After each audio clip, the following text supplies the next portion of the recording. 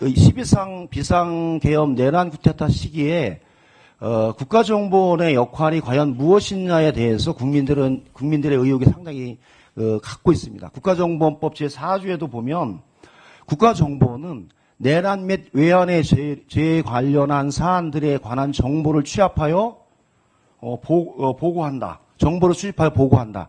이게 국가정보원법에 있는 임무예요. 그런데 실제로는 해당 사안 자체에 대해서 전혀 진행되지 못했습니다. 즉 윤석열 비상계엄 내란 관련한 기소와 재판의 과정을 보면 실제로 2004년 3월에서 4월경부터 비상계엄에 관한 모의, 그 다음에 여러 가지 회의들이 진행이 됐고 절차적 과정들이 진행이 됐던 과정을 국가정보원은 전혀 인지한 건지, 인지하지 않았는지에 대한 것도 불분명하고 그에 따른 조치도 없었다는 거죠. 이 문제는 저는 국가정보원장으로 취임을 하면 반드시 사실관계를 확인할 필요가 있다는 말씀을 드립니다.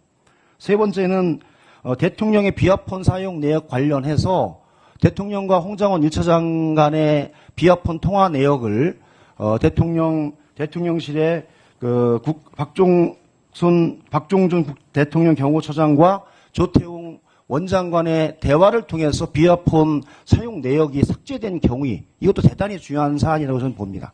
그리고 네 번째는 비화폰의 지급 관련한 규칙들이 있는데 실제로는 국가 정보를 수행하거나 장차관이거나 비화폰 운영에 관한 규칙에서 벗어난 사람들에게 비화폰을 지급했던 예가 이 수사나 여러 가지 과정에 나왔지 않습니까?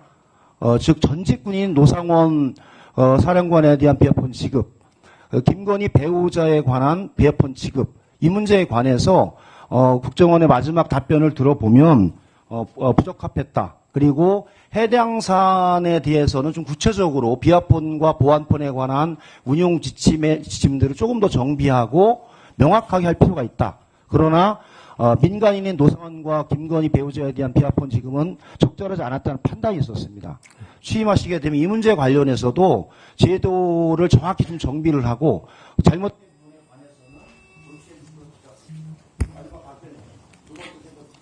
관해서는 예.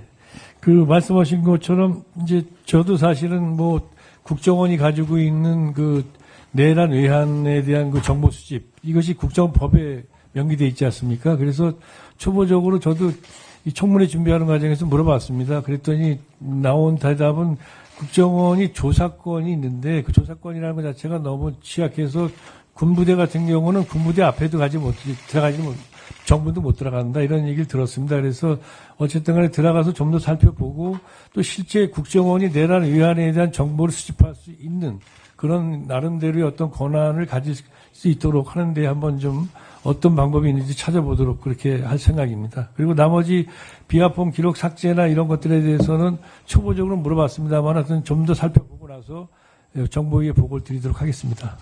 네, 김영희 고맙습니다. 이어서 권영세 의원님 질의 순서입니다.